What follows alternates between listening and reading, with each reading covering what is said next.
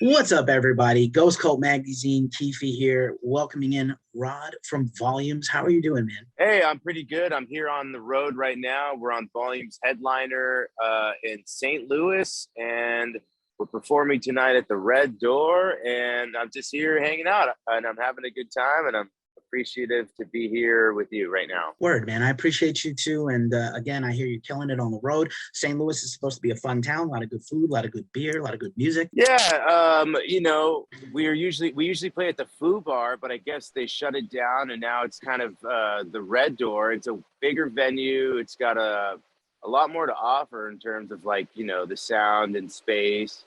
But and yeah, Pappy's Smokehouse is right around the corner. Was able to take advantage of that, get some burnt ends. The But burnt ends.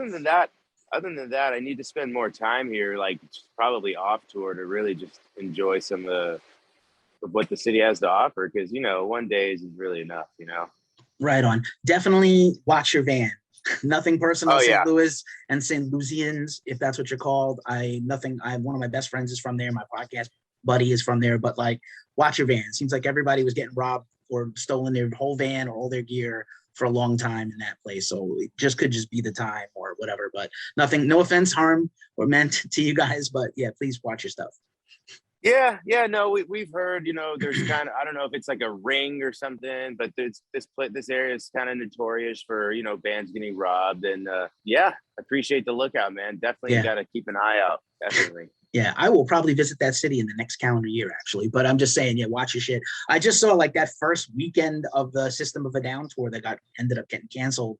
Russian Circles opened, and their whole van with all their stuff was robbed. And there was a great crowdfunding put on to get the money. But like some of that stuff, so I'm sure with you, you've been at this a long time. You don't want to lose your irreplaceable number one gear, your bass or your guitars. You'd Dude, be part of being on the road, I mean, it's a kind of a hectic lifestyle. So yeah, I mean, I am doing the best I can just to manage my own personal belongings, let alone somebody stealing them. So it's like I'm having trouble just hanging on to my stuff myself. It's like, yeah, it can be devastating, like when you lose some stuff. So definitely need to keep track of everything. It's hectic out here, man.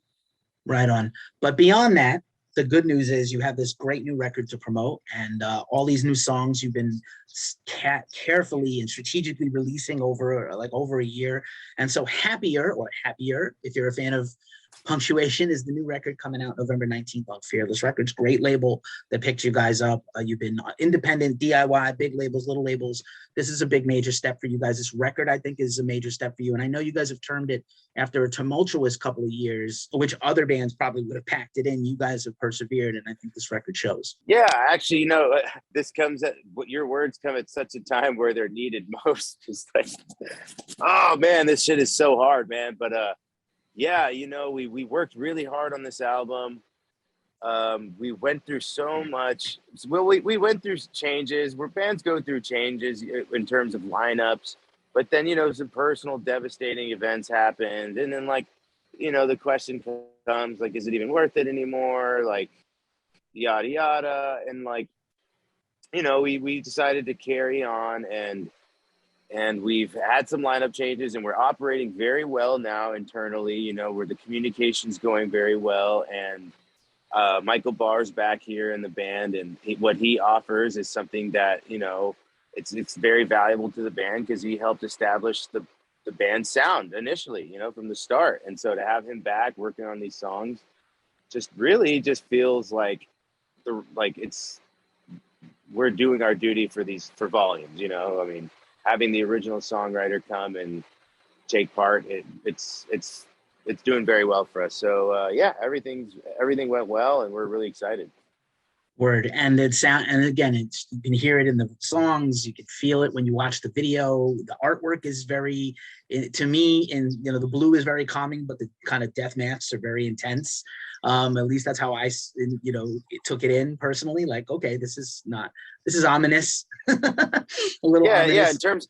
in terms of the artwork, like, that usually comes in the tail end, like, well, it did for this project, like trying to just envision what it would look like on, just something an image to define, 3 years of work. It's kind of hard, I guess, but some people have a better job of doing it. But we we went through a lot of covers. Some of them were dark, some of them were eerie, some of them were busy.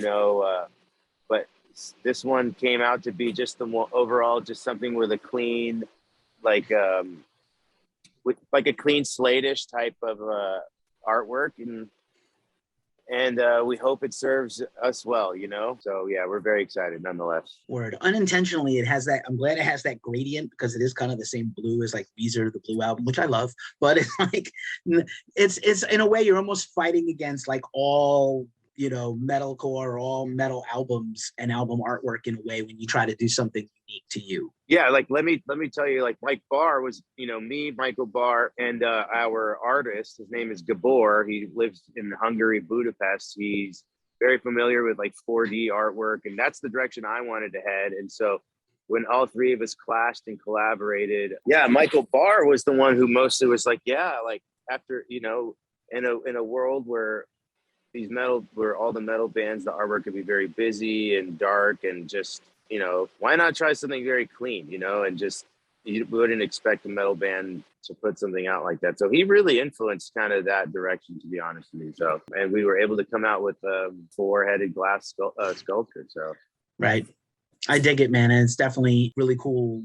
Lyric Visualizer came out using that recently, a sort of visualizer for one of the tracks, which I liked also. So, man, really cool, very cool use of color and imagery. And again, the music shows, man, Michael coming back in and let's talk for a second about his combination, how combustible this talent is between him and Mike Terry. Because I know Mike for a long time, followed his career for a long time, other bands, his solo work, which is really underrated.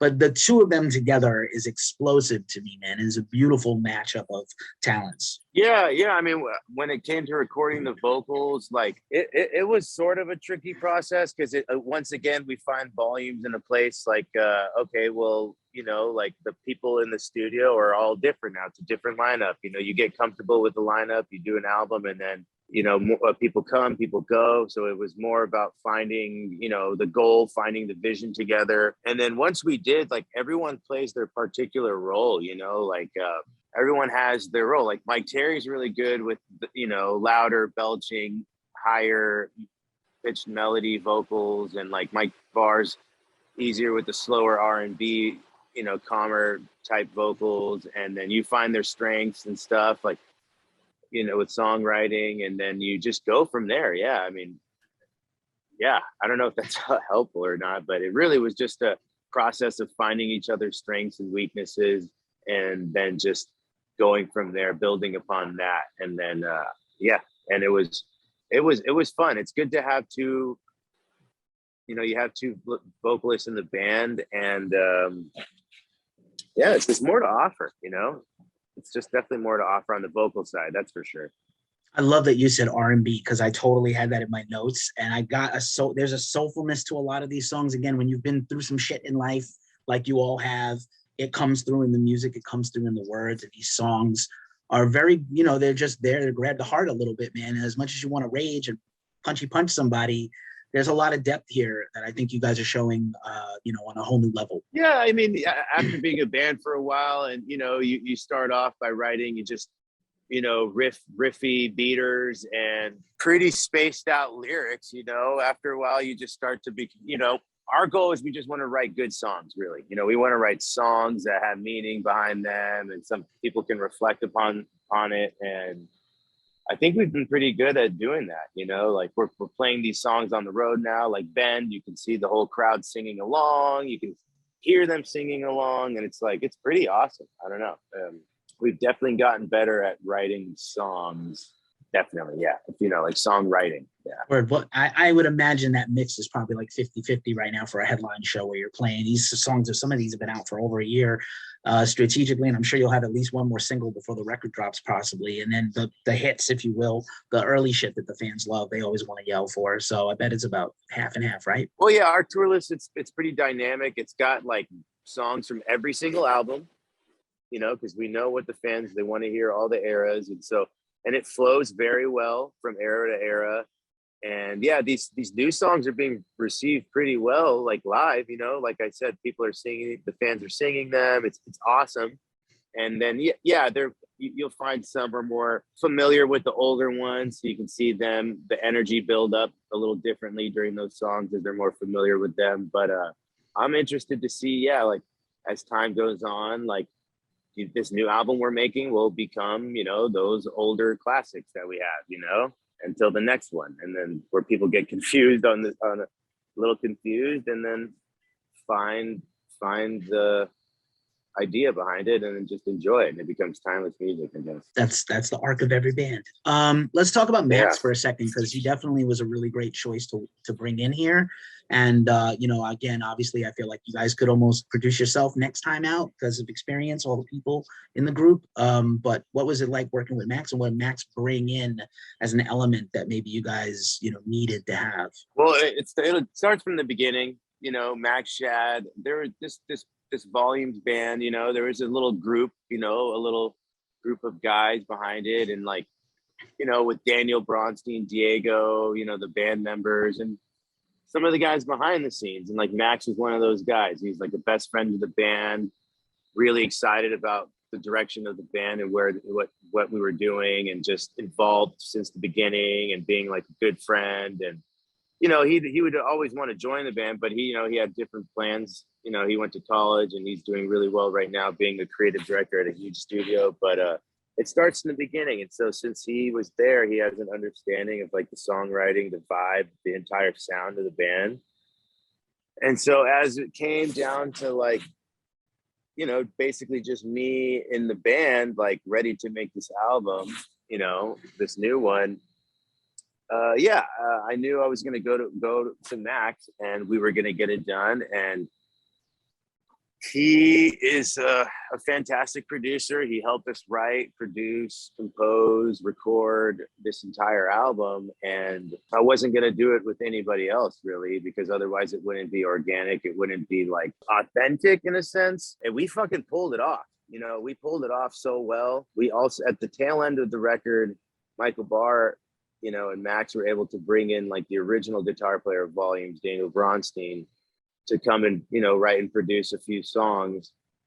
And, you know, which makes it even more authentic of a Volumes album. It's like, you know, it got to this point. I mean, yeah, we're at this point now, and we made it happen. And it's such a great album. And I know now we can make a lot more in the future. And yeah, I mean, Heavy, man. Heavy. Good stuff. Max is great. You know, he's great. Without Max, we definitely wouldn't be where we're at right now. So very thankful for him, and I'm looking forward to working with him some more. Right on. And just for a last point, because I know time is short, let's talk about Fearless for a minute, because again, I feel like you guys would have been in demand, and a lot of people, I'm sure, wanted you, but you chose Fearless, and I think they're a fantastic label, and they've been killing it between the label. Shout out to PR, Adam Splitter PR. The whole team seems like they're really pushing you guys very hard in a lot of new places. So I just wanted you to talk about Fearless for a last second thing. We just did an album during the pandemic, and they have responded very well during that time. You know, like when we needed them, they were there. And when it came down to when the album was done, like, you know, they wanted to hear all of our ideas, where we wanted to go with it. You know, they're not a label who kind of controls your sound, controls your vision. They just want to hear what you want to do and help you execute what you want to do. So they did a very good job at hearing out our ideas and really helping us execute it, from the music to the artwork, to the merch designs, you know, to this tour. They've been very receptive to us. Mark Muchinansky, who I believe is the product manager there at Fearless, has been nothing but, you know, is so helpful to us. And yeah, you know, Fearless is a great label. We're very happy to be working with them. But Raad Soudani of Volumes, man, the new album is Happier, and I'm gonna keep saying it with the question mark. And again, out on Fearless Records, November 19th. Congratulations on everything. Most of all, making it through this very tough time in the world, and personally and professionally. Shout out to you guys for just persevering. Super excited to see this band live now with the new configuration of everything with the two mics, and Michael and Mike. And yeah, man, just all the best. Be safe out there, and we'll see you soon. Yeah, thank you for identifying that. You know, check in on your friends, check in on your loved ones. check in on your favorite musicians, you know, on your whoever, you know, check in on each other, and thank you so much. And yeah, everyone, check out our new album out November 19th. And I look forward to speaking with you again sometime soon, Keith. So thank you so much for having me. My pleasure. Absolutely. Thanks for hanging with Ghost Cult. We'll see you soon. See you, brother.